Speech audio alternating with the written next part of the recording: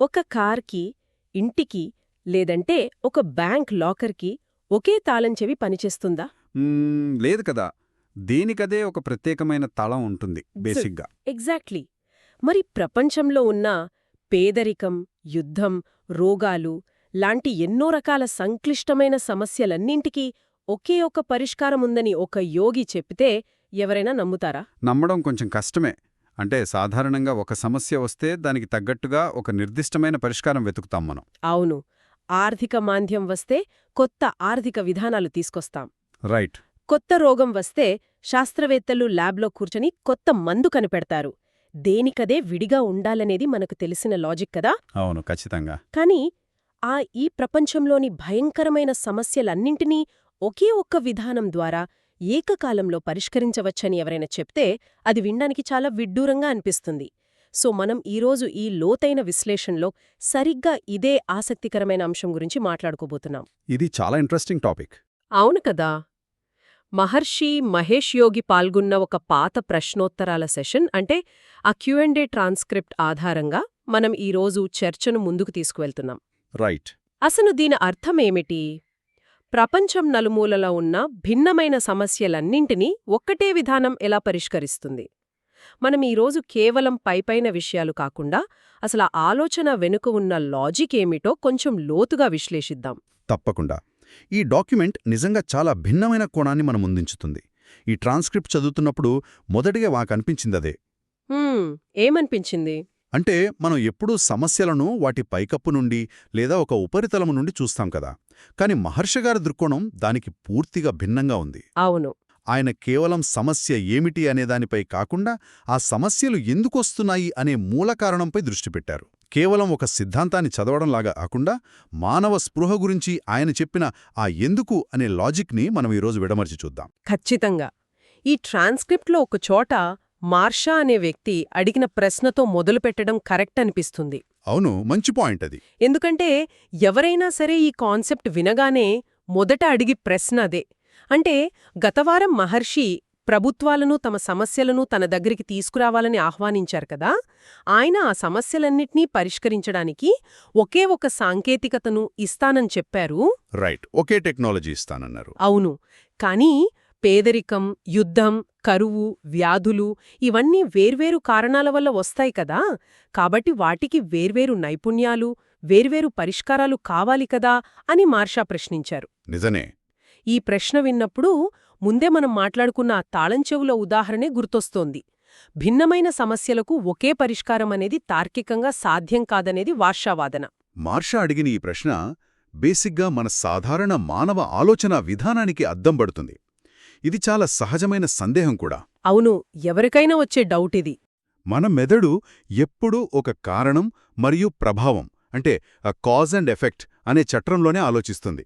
ఇది మనకు పాఠశాల స్థాయి నుండే అలవాటైన పద్ధతి. కరెక్ట్. ఒక వ్యాధి ఉంటే దానికి కారణమైన వైరస్ ఏమిటి అని విడిగా వెతుకుతాం. ఎగ్జాక్ట్లీ. ఒక దేశంలో దారిద్ర్యముంటే అక్కడ వనరుల కొరత కారణమా అని విడిగా విశ్లేషిస్తాం. సైన్స్ కూడా ఇలాగే పనిచేస్తుంది. సమస్యను విడగొట్టి వేరుచేసి అధ్యయనం చేస్తుంది. అవును. ఉపరితలంపైన చూసినప్పుడు మార్షా అడిగినట్లు ప్రతి సమస్యకు వేర్వేరు పరిష్కారాలు కావాలనేది 100% నిజమే అనిపిస్తుంది. కాని మహర్షి ఆలోచన విధానం ఆ సమస్యల ఉపరితలం మీద లేదు. ఓ, అయితే ఇంకెక్కడుంది? ఆయన వాటన్నింటికీ మూలమైన ఒకే ఒక పునాదిని చూస్తున్నారు. అక్కడే ఆయన సమాధానం మన సాధారణ తర్కానికి భిన్నంగా వెళుతుంది. ఆయన ఒక సమస్య గురించి కాకుండా అసలు సమస్యలు పుట్టే వాతావరణం గురించి మాట్లాడుతున్నారు. సరే, ఆ భిన్నమైన తరకమేమిటో చూద్దాం. మార్షా అడిగిన ఆ ప్రశ్నకు మహర్షి ఇచ్చిన సమాధానం గమనిస్తే ఆయన ఏమన్నారంటే, ఈ వేర్వేరు సమస్యలన్నీ చీకటి అనే ఒకే ఒక్క రంగంలో స్పష్టంగా కనిపిస్తాయి అని. అవును, చీకటి అన్నారు. ఆయన చెప్పిన పరిష్కారం వెలుగును తీసుకురావడం. ట్రాన్స్క్రిప్ట్లో బ్రింగ్ ద లైట్ అని ఆయన పదే పదే నొక్కి చెప్పారు. కరెక్ట్. దీన్ని మనం ప్రాక్టికల్గా అర్థం చేసుకోవడానికి ఒక దృశ్యాన్ని ఊహించుకుందాం. ఒక పెద్ద చీకటి గదిలో కుర్చీలు, టేబుల్స్, అల్మారాలు అన్నీ ఉన్నాయనుకోండి. చీకట్లో మనం నడుస్తున్నప్పుడు ఒకసారి కుర్చీకి తగులుతాం, అది ఒక సమస్య. అవును, నొప్పొస్తుంది. దాన్ని ఎలాగోలా తప్పించుకుని ముందుకు వెళ్తే ఆ టేబుల్కి తగులుతాం, అది ఇంకో సమస్య. ఇలా ప్రతి వస్తువును గుద్దుకోకుండా తప్పించుకుంటూ ఒక్కో వస్తువు కోసం ఒక ప్లాన్ వేసుకోవడం ఒక పద్ధతి. అంటే కుర్చీని తప్పించుకోవడానికి ఒక టెక్నిక్, టేబుల్ని తప్పించుకోవడానికి ఇంకో టెక్నిక్ వాడటం లాంటిది. ఎగ్జాక్ట్లీ. కానీ సింపుల్గా వెళ్ళి గోడమీద ఉన్న ఆ లైట్ స్విచ్ వేస్తే చీకటి మాయమవుతుంది, వస్తువులు ఎక్కడున్నాయో స్పష్టంగా కనిపిస్తుంది కదా. అవును, ఇక మనం దేనికి గుద్దుకోం. మహర్షి చెబుతున్నది సరిగ్గా ఇదే కదా. కరెక్ట్ అండి. ఆ గది ఉదాహరణ ఈ భావనను చాలా స్పష్టంగా వివరిస్తుంది. ఈ చీకటి మరియు వెలుగుల భావన అనేది కేవలం ఒక పోలిక మాత్రమే కాదు, భౌతిక శాస్త్రం ప్రకారం చూసినా అదొక వాస్తవం. అంటే సైంటిఫిక్గా కూడానా? అవును, మహర్షి ట్రాన్స్క్రిప్ట్లో స్పష్టంగా చెప్పారు, చీకటి అంటే దానికి ప్రత్యేకమైన ఉనికి ఏమీ లేదు అని. చీకటి అనేది ఒక వస్తువు కాదు కదా, దానికి బరువు లేదు, దాని మనం ఒక డబ్బాలా బంధించి బయటకు తీసుకువెళ్లలేం. నిజమే. చీకటి అంటే కేవలం వెలుగు లేకపోవడం మాత్రమే. ఇది మనం గమనించాల్సిన చాలా కీలకమైన పాయింట్.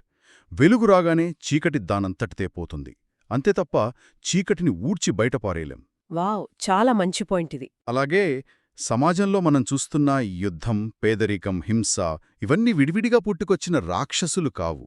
అవన్నీ కూడా ఒకానొక లేమి వల్ల వచ్చినది. ఆ లేమినే ఆయన అజ్ఞానం అని చెప్పారు. ఓ, అంటే అజ్ఞానమనేది చీకటిలాంటిదైతే జ్ఞానమనేదే వెలుగులాంటిదంటారా? కరెక్ట్.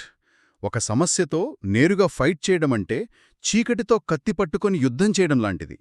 చీకటిని పారద్రోలడానికి చీకటితో ఫైట్ చేయాల్సిన పనిలేదు గదా, కేవలం వెలుగును తీసుకువస్తే చాలు. అయితే గదిలో వెలుగు తీసుకురావడమంటే వెళ్ళి స్విచ్ వేయడం. ఈ లాజిక్ బాగానే ఉంది. కాని మనుషుల బుర్రలు ఎలక్ట్రిక్ బల్బులు కావు కదా. అవును, కావు. ఒక మనుష్యులో వెలుగు తీసుకురావడమంటే ప్రాక్టికల్గా ఏం చేయాలి? దానికి స్విచ్ ఎక్కడుంటుంది? చీకటి అంటే అజ్ఞానం అన్నారు కదా, మరి ఆ అజ్ఞానాన్ని పోగొట్టే ఆ వెలుగు ఏ రూపంలో ఉంటుంది? అక్కడే మహర్షి వేద సాహిత్యం లేదా ఉపనిషత్తుల సూత్రాన్ని ఉద్ధరించారు. ఆయనేమన్నారంటే, ఒకే ఒక విషయాన్ని తెలుసుకోండి, అది మీ గురించే తెలుసుకోవడమని. నో దైసెల్ఫ్ అన్నారు. నిన్ను నువ్వు తెలుసుకో. అవును, ఈ మాట వినడానికి చాలా చిన్నదిగా అనిపిస్తోంది. చాలామంది తత్వవేత్తలు కూడా ఈ మాట చెప్పారు కదా, కాని ఆయన ఉద్దేశంలో దీని అర్థం చాలా లోతైనది. ఎలా? ఆయన మాటల్లోనే చెప్పాలంటే, ఎప్పుడైతే మనం మనల్ని మనం తెలుసుకుంటామో ఆ స్థితిలో ఎలాంటి సమస్యలు ఉండవు. ఎందుకంటే అక్కడ ఇంకొకటి లేదు, అంటే దేర్ ఈజ్ నన్ అదర్ అని ఆయన చెప్పారు. There is none other. అవును, అంటే ద్వంద్వత్వం నశించిపోయి ఏకత్వం వస్తోంది అని ఆయన వివరిస్తున్నారు. మన అంతర్గత స్వభావాన్ని తెలుసుకోవడమే ఆ స్విచ్ వేయడం లాంటిది. ఈ ద్వంద్వత్వం, ఏకత్వం అనే పదాలు వినడానికి కొంచెం ఫిలసాఫికల్ జార్గన్ లాగా అనిపిస్తున్నాయి. కొంచెం అవును. దీని కొంచెం సామాన్యులకు అర్థమయ్యేలా విడమర్చి చూద్దాం మనం. అసలు ద్వంద్వత్వం అంటే ఏమిటి? దానివల్ల సమాజంలో సమస్యలెందుకొస్తాయంటారు? దీన్ని చాలా సింపుల్గా చెప్పుకుందాం. ద్వంద్వత్వం అంటే నేను వేరు, ఈ ప్రపంచం వేరు అని అనుకోవడం. ఎప్పుడైతే నేను ఈ ప్రపంచం నుండి పూర్తిగా వేరుగా ఉన్నాను అని నమ్ముతానో అప్పుడు నేను ఈ ప్రపంచంతో పోటీ పడతాను. అంటే ఒక కాంపిటీషన్ ఫీలింగ్ వస్తుంది. కరెక్ట్. నా చుట్టూ ఉన్నవాళ్లను చూసి భయపడతాను, నాకంటే వాళ్ళు ఎదిగిపోతారేమో అని. వాళ్లతో పోరాడతాను. దేశాల మధ్య కూడా ఇదే జరుగుతుంది గదా. మా దేశం వేరు, మీ దేశం వేరు అనే బలమైన ద్వంద్వ భావన ఉన్నప్పుడే ఆ సరిహద్దుల కోసం యుద్ధాలు జరుగుతాయి. అవును, హిస్టరీలో మనం చూసిందంతా అదే కదా. రైట్. ఈ నేను వేరు, వాళ్లు వేరు అనే భావనే యుద్ధానికి, దోపిడీకి, స్వార్థానికి, తద్వారా పేదరికానికి మూలకారణం. దాన్నే మహర్షి ద్వంద్వత్వం అంటున్నారు. ఓకే, మరి ఏకత్వం అంటే? ఇక ఏకత్వం అంటే మనుషులందరి అంతర్గత స్పృహ ఒకటే అని, మనమంతా కనెక్ట్ అయి ఉన్నామని తెలుసుకోవడం. ఇప్పుడు నా చేయికి దెబ్బ తగిలితే నా కన్ను ఎలాగైతే నీరు కారుస్తుందో, ఒక శరీరంలో అవయవాలు ఎలాగైతే ఒకదానికొకటి సహకరించుకుంటాయో, అవును, ఎదుటివాడికి కష్టం వస్తే అది నా కష్టంగానే భావించడం ఏకత్వం. దీన్ని తెలుసుకోవడమే తన్ను తాను తెలుసుకోవడం. నాలో ఉన్న ప్రాణమే ఎదుటివాడిలోనూ ఉంది అని ఆ అనుభవపూర్వకంగా తెలుసుకోవడమే ఆ ఏకత్వ స్థితి. అంటే మనం ఎప్పుడూ ఒక హెచ్చు తగ్గులతో ఉండే సాధారణ స్పృహలో బతుకుతున్నామన్నమాట. ఒకసారి సంతోషం, మరోసారి కోపం, ఇంకోసారి స్వార్థం. ఎగ్జాక్ట్లీ. ఆ హెచ్చు తగ్గుల వల్లనే మనం ఎదుటివారితో ఘర్షణ పడుతున్నాం. సరిగ్గా చెప్పారు. సాధారణంగా మనుషులమైన మనస్పృహ లేదా చైతన్యం అలాగే ఉంటుంది. దానికెప్పుడు ఎత్తుపల్లాలుంటాయి. ఒకరోజు మనం చాలా ఉదారంగా ఉంటాం, మరుసటి రోజు చిన్న విషయానికే కోపగించుకుంటాం కదా. అవును, మూడ్ స్వింగ్స్ అంటాం కదా, అలాగా. రైట్. ఈ అస్థిరతంతా మన మనసుకు సంబంధించింది. కాని తనను తాను తెలుసుకున్నప్పుడు చేరుకునే ఆ శాశ్వతమైన స్పృహ ఎప్పుడూ ఒకేలా ఉంటుంది. దానికి ఎలాంటి ఎత్తుపల్లాలు ఉండవు. ఆ లోతైన స్థితిలో అలజడి ఉండదు అంటారు. అవునండి. ఈ హెచ్చుతగ్గులున్న స్థితిలోనే, అంటే తన గురించి తాను తెలుసుకోకపోవడం అనే అజ్ఞానపు స్థితిలోనే అన్ని రకాల సమస్యలు వస్తాయని మహర్షి చెబుతున్నారు. తనను తాను తెలుసుకోవడం అంటే అహంకారాన్ని పక్కనపెట్టి తన అంతర్గత ప్రశాంత స్వభావాన్ని గుర్తించడం. ఆ జ్ఞానమే మనం మాట్లాడుకుంటున్న వెలుగు. ఆలోచిస్తే ఈ ఏకత్వం ద్వంద్వత్వం కాన్సెప్ట్ వినడానికి చాలా బావుంది. తార్కికంగా కూడా ఒక అర్థముంది. అవును. కానీ ప్రాక్టికల్గా ఆలోచిస్తే ఇక్కడ ఒక పెద్ద గ్యాప్ కనిపిస్తోంది నాకు. ఇక్కడ నేను కొంచెం డెవిల్స్ అడ్వొకేట్ లాగా అడుగుతున్నాను. చెప్పండి. తనను తాను తెలుసుకోవడం, ధ్యానం చేయడం అనేది ఒక పూర్తిగా వ్యక్తిగతమైన విషయం కదా. ఎక్కడో ఒక వ్యక్తి తన గదిలో తలుపులు మూసుకుని, కళ్ళు మూసుకుని ధ్యానం చేసుకుంటే బయట సరిహద్దుల్లో జరుగుతున్న ఆ యుద్ధం ఎలా ఆగిపోతుంది? చాలా మంచి ప్రశ్న. మార్కెట్లో ఉన్న ఆర్థిక మాన్యం ఎలా పోతుంది? రోడ్ల మీద ఆకలితో ఉన్నవారికి అన్నం ఎలా వస్తోంది? నా లోపల నేను వెలుగు వెలిగించుకుంటే ప్రపంచంలో ఉన్న టెర్రరిజం ఎలా ఆగుతోంది? ఈ లాజిక్ కొంచెం మింగుడు పట్టడం లేదు గదా. ఈ ట్రాన్స్క్రిప్ట్ చదివే ఎవరికైనా మొదట వచ్చే అతిపెద్ద సందేహం ఇదే. నా లోపల నేను మారితే బయట ప్రపంచం ఎలా మారుతుంది అనేది. మహర్షి కూడా ఇలాంటి ప్రశ్నలను ముందే ఊహించారు. దీనికి ఆయన ఒక ఉదాహరణ చెప్పారు. అదేంటంటే నీటిలో పడిన రాయి. నీటిలో పడిన రాయి అంటే? ఒక ప్రశాంతమైన సరస్సును ఊహించుకోండి. ఒక రాయిని తీసుకుని ఆ నీటిలో వేసినప్పుడు ఆ రాయి ఉపరితలం మీద నిలబడదు కదా. అది నేరుగా నీటి లోపలికి, అంటే అడుగు భాగానికి ప్రయాణిస్తుంది. అవును, లోపలికి వెళ్ళిపోతుంది. కాని అది అలా లోపలికి వెళుతున్న కొద్దీ ఉపరితలంపైన ఏం జరుగుతుంది? సహజంగానే వలయాలు లేదా ఆ అలలు సృష్టించబడతాయి. ఆ అలలు ఆ సరస్సు ఉపరితలమంతా వ్యాపిస్తాయి. ఓ, అర్థమైంది. రాయి వెళ్తున్నది లోపలికి, కాని దాని ప్రభావం కనిపిస్తున్నది బయట ఉపరితలం మీద. అంటే మనిషి తనలోకి తాను ప్రయాణించడం అనేది ఆ రాయి నీటిలో మునగడం లాంటిదంటారా? తాను లోపలికి వెళ్తున్నా అతని చుట్టూ ఉన్న ఆ వాతావరణం పైన ఆ అలల ప్రభావం పడుతోందనా? అవును, ఎగ్జాక్ట్లీ. మనుషులు బయట ప్రపంచంలో సమస్యలను పరిష్కరించడానికి పైపైన ప్రయత్నించకుండా తమలోకి తాము లోతుగా ప్రయాణించినప్పుడు, అంటే ఆ తమలోకి తాము డైవింగ్ చేసినప్పుడు బయట ప్రపంచంలో ఆటోమేటిక్గా సానుకూల తరంగాలు పుడతాయి. వావ్! ఈ అంతర్గత ప్రశాంతత అనేది సామూహిక స్పృహపై, అంటే కనెక్టెడ్ కాన్షియస్నెస్పై ప్రభావం చూపుతుందని ఆయన వివరిస్తున్నారు. అంటే మనం ఒంటరి ద్వీపాల్లాంటి వాళ్ళం కాదు గదా. అవును, మనం అందరితో కనెక్ట్ అయ్యే ఉంటాం. ఒక ఇంట్లో ఒక వ్యక్తి చాలా ప్రశాంతంగా పాజిటివ్గా ఉంటే ఆ ఇంట్లో ఉన్న మిగతా వాళ్లపై ఆ ప్రభావం ఎలా పడుతుందో మనం చూస్తుంటాం. అలాగే ఒక సమాజంలో ఎక్కువ మందిల అంతర్గత శాంతిని పొందినప్పుడు ఆ సమాజం మొత్తం ఆలోచించే విధానంలో, వాళ్ళు నిర్ణయాలు తీసుకునే విధానంలో ఒక సమూలమైన మార్పు వస్తుంది. ఓకే, ఈ సామూహిక స్పృహ అనే కాన్సెప్ట్ అర్థమవుతోంది. ఇది నెమ్మదిగా సమాజాన్ని మార్చే ఒక ప్రాసెస్ లాగా ఉంది. అవును. కానీ ఎవరికైనా ఇక్కడ ఇంకో అనుమానం రావచ్చు. అంటే ఇక చట్టాలు, ప్రభుత్వాలు, సైన్యం, హాస్పిటల్స్ ఇవన్నీ అవసరం లేదా? కేవలం అందరూ కూర్చుని ధ్యానం చేస్తే సరిపోతుందా? దేశ సరిహద్దుల్లో శత్రువులు దాడి చేస్తుంటే మన సైన్యం ధ్యానం చేస్తూ కూర్చోకూడదు గదా. హాస్పిటల్లో పేషెంటుంటే డాక్టర్లు ఆపరేషన్ చెయ్యాలి, కాని పక్కన కూర్చుని కళ్ళు మూసుకోకూడదు. ఇదెలా సాధ్యం? ఈ ప్రశ్న చాలా వ్యాలిడ్. ఇక్కడే మనం మహర్షి ఉద్దేశాన్ని సరిగ్గా అర్థం చేసుకోవాలి. ఆయన ఉద్దేశం ప్రభుత్వాలను రద్దు చేయమని లేదా ఆధునిక సైన్స్ను, చట్టాలను పక్కన పెట్టమని అస్సలు కాదు. ఓకే. ఒక పేషెంట్కి ఖచ్చితంగా వైద్యం కావాలి, ఒక దేశానికి ఖచ్చితంగా భద్రత కావాలి. కాని ఆయన మాట్లాడుతున్నది ఆ సమస్యల పునాది గురించి, అంటే ఒక ఫౌండేషనల్ లేయర్ గురించి. అంటే రూట్ కాజ్ గురించి. కరెక్ట్. మనం ఎన్ని చట్టాలు తెచ్చినా వాటిని అమలు చేసేదే, పాటించేది మనుషులే కదా.